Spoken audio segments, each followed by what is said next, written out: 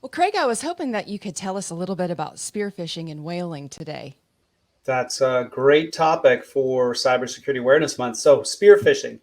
Spear phishing is very much like phishing, but it's targeted attacks on specific individuals. Phishing attacks are sent out by hackers to millions of recipients with generically addressed emails, dear sir, dear ma'am. But with a spear phishing attack, the hacker takes the extra time to research the person of interest or the attackee and send them targeted phishing messages that says, Shelly or Mike, you have this urgent thing to deal with. Your PayPal account's been frozen or something along those lines, but it's specifically targeted at an individual. Whaling is the very same thing, only it's targeting higher value targets. So, for example, anyone in a company could be spearphished, but the president or the CFO, CEO, those targets are researched 10 times as long on social media and public archives of data to make a very convincing phishing attack against a very high value target. That's what whaling is. Okay. So how do these attacks happen? Well, it's a standard method of all social engineering attacks. They either do it in person, but more likely, logically, through an email. If you're a president of a company and you get a little bit you share a little too much information on social media. Let's say your dog was in the hospital recently and you complained on social media about the cost of looking after that pet.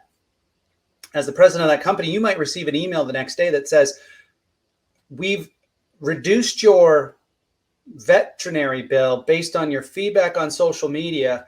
Download this form to explain why, and we'll reduce your fee. And it's a totally spoofed message. It didn't come from the animal hospital. It's an example of using social media information to target a high value person to infect their computer with malware. The moment that CEO downloads that file, their computer could be infected and their company network and data could be compromised. Okay, so how can we spot them and stop from being a victim of them? It's the exact same message that we give for phishing attacks. You need to understand how to spot and delete phishing attacks across your entire company, whether it's a whaling, spear phishing, or normal phishing attack. Is the email unexpected? Does it create a sense of urgency? Is it generically addressed, although in spear phishing and whaling, it may have your name, so that wouldn't be a factor? Does it have weird or hidden URLs that you might click on? Are there spelling, punctuation, and grammar mistakes? Does it contain an enticing or voyeuristic attachment that has, for example, salaries.xls?